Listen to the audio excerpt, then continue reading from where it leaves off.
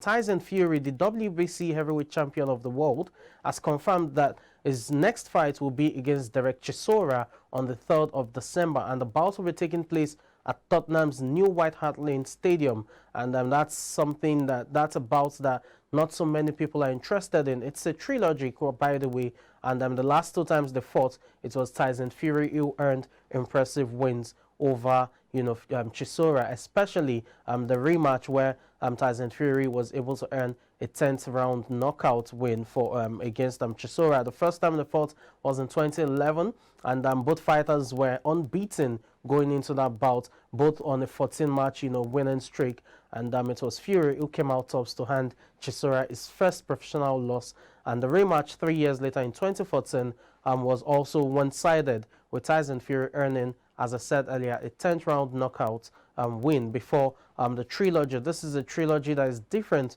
from that of Deontay Wilder and Tyson Fury, considering how competitive that one was, especially the first and third bouts of the Fury-Wilder trilogy. This time around, especially with Chisora being 38 years old and also losing 3 of his last 4 bouts, it raises question marks regarding the possibility of Chisora bringing up that stiff competition to Fury. But nonetheless, the WBC title will be on the line. That's the WBC belt that Fury won from Wilder. And let's see if Chisora at 38 can grab himself this title. It's definitely a shock to so many boxing faithfuls that Chisora is even getting a title shot at this time. Remember, the WBC have also ordered that Deontay Wilder will have to fight Andy Ruiz Jr. in terms of the title eliminator. And if Wilder wins that and Fury is able to successfully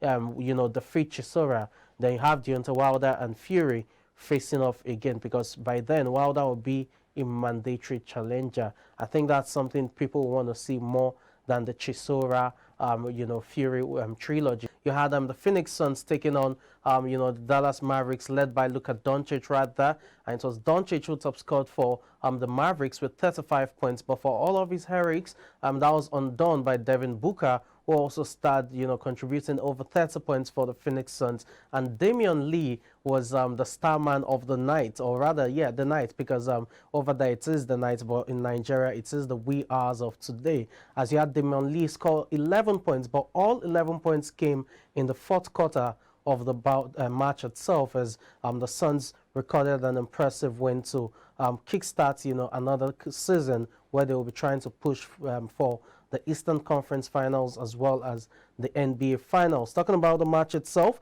you had Christian as well, who contributed 22 points, or 25 points rather, for the Dallas Mavericks, but that wasn't enough. You had DeAndre Ayton with 18 points, also grabbing 10 rebounds, definitely making himself a statement both on and off the at both ends of the court rather. You also had Cameron Johnson with 15 points, not forgetting Mikal Bridges with 13 points, as the Suns, everyone contributed, everyone chipped in to ensure they started the season on a high note. So it is the Suns earning a fantastic comeback win, and it will be intriguing to see if they can go all the way once again. Remember, Monty Williams is still at the helm of affairs for the Phoenix Suns in terms of managerial role, and this is a man who definitely knows his onions when it comes to going through the regular season in terms of winning streak. The Suns had the best regular season record last year, and they will be hoping to probably go one better even in terms of their franchise record of 64 wins. Let's move away from there, but still talking about the NBA, let's talk about the Pelicans. Yes, the New Orleans Pelicans were in action against the Brooklyn Nets, and that was a rout, it must be said.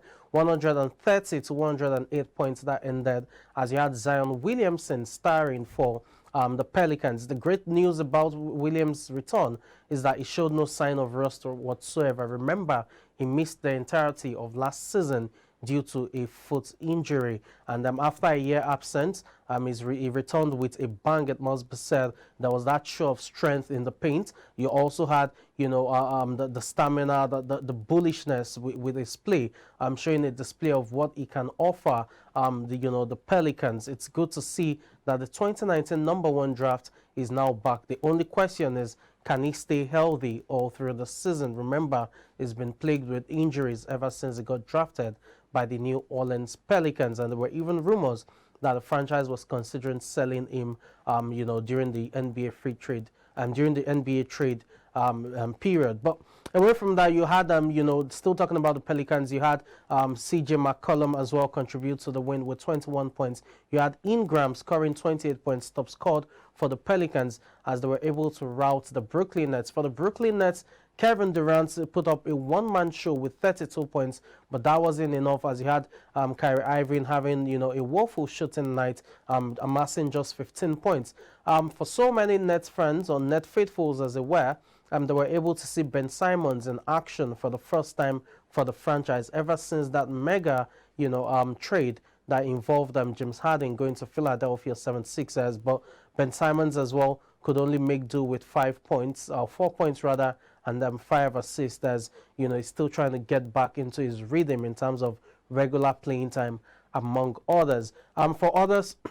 For other selected results, you have the New York Knicks, yes, losing to the Grizzlies. That's the Memphis Grizzlies led by Ja Morant, who scored 34 points there. And that was a game that went into overtime, it must be said. You have the Cleveland Cavaliers as well, losing to the Toronto Raptors, 108 to 105 points that ended. And it was Spider, that's Donovan Mitchell, who scored 31 points on his debut for the Cavs, but that wasn't enough to get them through. Manchester United earning an impressive 2-0 victory over Tottenham Hotspur, who were lackluster, it must be said, in their performance last night. You had Fred scoring the opening goal before Bruno Fernandes scored the second goal to ensure that Erik ten Hag's team are definitely boosting their chances of Champions League football next season. It must be said that the scoreline does not reflect the performance on the field of play. This is a match that Manchester United could have won with about 4-5 goals margin,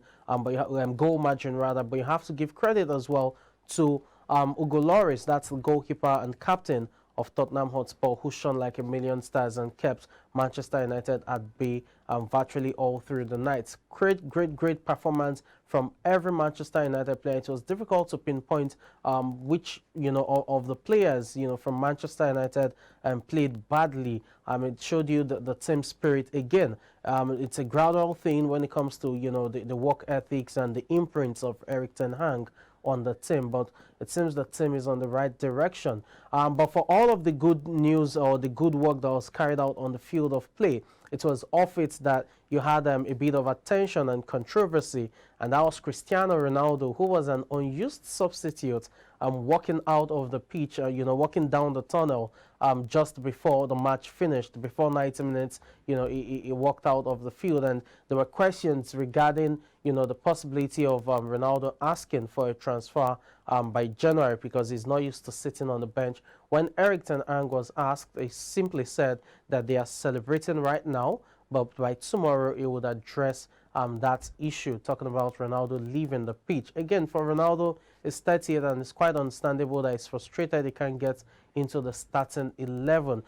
Key matches this season, we've seen Ronaldo either being benched or not being played at all. But it's all about the results, and if Manchester United are getting the results, they won't mind keeping Ronaldo on the bench for as long as they deem fit, especially from the manager's point of view. So the big question is, will Ronaldo force a move from Manchester United by January just to secure more playing time? Remember, the World Cup is about 3-4 weeks from now, and several players want to get into a team. Although Ronaldo, you can be assured, is guaranteed of a place in the Portuguese lineup. Will he start? I do not know, when you consider the likes of Rafael Leao up front, although Diogo Jota is also injured and out of the World Cup. So that also boosts Ronaldo's chances of starting for Portugal at the World Cup. All of these would definitely be put into consideration, but it was Manchester United earning 3 points. For Antonio Conte's men, it's a bit disappointing. The performance was below par.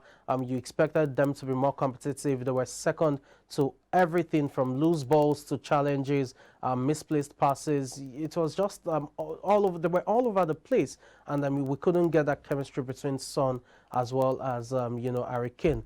Great work from Casemiro as well, who was able to break up the link-up plays for Spurs. So United doing all they can, and condemning Spurs to a second league defeat this season. Let's move away from there and turn our attention to Anfield. At Anfield, this was a slim victory, 1-0 that ended for the second game in a row. Liverpool are winning, getting, just a goal. Remember, it was a 1-0 victory over Manchester City as well, with Salah scoring that. But this time around, this was Darwin Núñez who got the only goal of the game. And you had Alisson Becker also saving a penalty from Jarrod Bowen to ensure that Liverpool pick up all 3 points. At this point, I think Jurgen Klopp and his men wouldn't mind the manner of the victory in terms of being how ugly or fine it is in that sense. It's all about 3 points for them as they try to build a winning streak so as to sustain not just the top 4 push, see if they can make